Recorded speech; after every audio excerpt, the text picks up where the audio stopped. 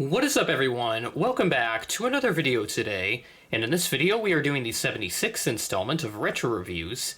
Today we're going to be reviewing my Gemini Jets 1 to 400 scale Delta Airlines McDonnell Douglas MD-90 in the Widget livery. Welcome to week 2 of Delta month. All month long on Retro Reviews, we'll be reviewing various Delta aircraft in my collection, predominantly Widget aircraft, since that's the most iconic livery in Delta's 100-year history, celebrating their centennial, and what a perfect theme to have, with Airliners International going to Atlanta June 25th through 28th at the Delta Flight Museum, where they had a big renovation over the winter with some new exhibits and just a whole new look, and it looks absolutely incredible on the inside. So super excited to go check it out in just a couple of weeks. The show is coming up quick, so if you aren't registered, highly recommend that you do so soon, because the online registration portal is going to close very, very soon. But this model I actually did have originally back in 2014 when this was released. It got announced in the February announcement, though I don't recall if I got it at that time or like right after, when Gemini would have the models arrive in stock. But I had that original copy for I don't know how long, until I just lost it. Don't ask me how I lost it, because I don't remember, and if I did, it would probably not be a very good story to tell. But at any rate, I didn't have that model for a long time. I still have the box from it. It's actually sitting up on just in another part of my room right now. So, you know, I had the box, but I didn't have the model, and I really wanted to get this back. And off and on, I would occasionally check to see if it was available anywhere, and it wasn't. Until Waffle Collectibles came into play, and I saw it pop up on one of his collection sales for $75, which is a bit of a high price for a Delta widget aircraft.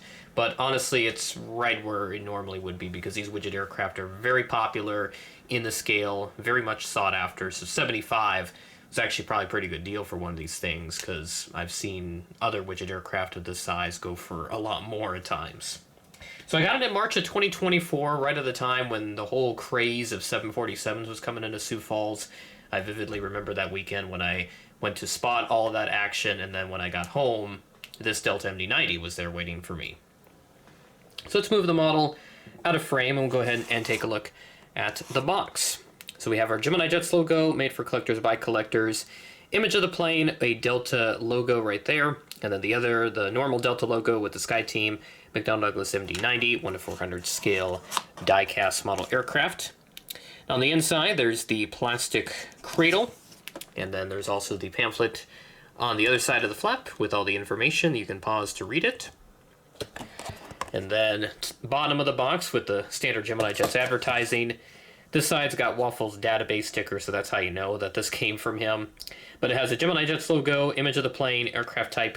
Item number is GJDAL 552. So this was probably a model that they had planned out a long time ago, but they didn't make until around that 2013-14 window. Then top of the box has the barcode, adult collectible model warning, and then the other side. And then the back, labeled correctly as a 2014 release. Yeah, 2014 was a really great year for Gemini Jets releases. They had a lot of great stuff in there, especially for North American collectors. It was definitely a great time to be a collector back then, but I wasn't really a full-time member of the hobby at that point, because I was only 10 years old at that point. So, 10-year-old me didn't really have a lot of disposable money, if any, to get models. So, yeah, I was kind of left out of that one, unfortunately, but rest assured I did have other things to keep me company at the time, like Minecraft and, mod showcases even. That was a big thing back in 2013-14. Vividly remember that, and that's a vivid childhood memory for me. But enough about my childhood memories. Let's take a look at some awesome memories for this Delta MD-90. And this aircraft does have a pretty interesting history. We'll take a look at that at the end of the video. Starting off the front, we have the black nose cone, and then the black nose turns into that blue cheat line, which is a distinct characteristic, or not really distinct, but a characteristic nonetheless for the widget livery, which it would have the matte black nose, and then it transitioned into the blue cheat line. On the nose gear door, you can see a fleet code printed on there, and then the nose gear itself, a couple panel details. There's the L1 door, and this does have a little SkyTeam logo, so this would be a very late iteration of this Widget livery, because the SkyTeam Alliance was founded right at the tail end of this livery's existence. Delta Widget, Delta titles above the passenger windows, along with the italicized American flag. And then move towards the wings, where you have the overwing exits right there. Registration is November 906 Delta Alpha. Just trying to center the aircraft there in the frame.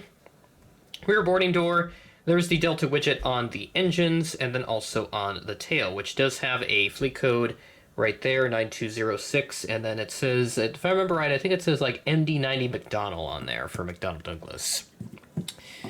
And then flip it over onto the other side. There is a smaller right R1 door right there. There's the luggage doors as per usual, and then another look at the tail on that side. And there's a screwdriver tail cone, which was the only tail cone found on the MD-90s. Flip it underneath, we have the tiny Gemini Jets logo, a stand hole, and then the polished underbelly. I'm trying not to touch it all that much, just to not get it covered in fingerprints and whatnot, and any sort of oils or grease that's on my fingers. And then the top of the aircraft has the overwing exit markings and a little beacon. No antennas at this point. Still a couple of years away from those becoming a more staple of these models. This is a very awesome Delta Widget aircraft to have. Certainly stands out in my widget collection, which has grown quite a bit. And I'm hoping at Airliners International this year I'll be able to grow that collection even further, because last year I got the 727-200 Bicentennial, the DC-930, and the TriStar from NG. If those were all the three that I got. And I'm starting to think, is there one more that I got from there? I have a feeling I'm forgetting one, but I think those are all the three that I got. But at any rate, let's take a look at the real-life aircraft's history. She first flew on May 1st of 1995, and then a couple of months later she was delivered to Delta. This is another Delta aircraft that stayed with Delta for her entire career.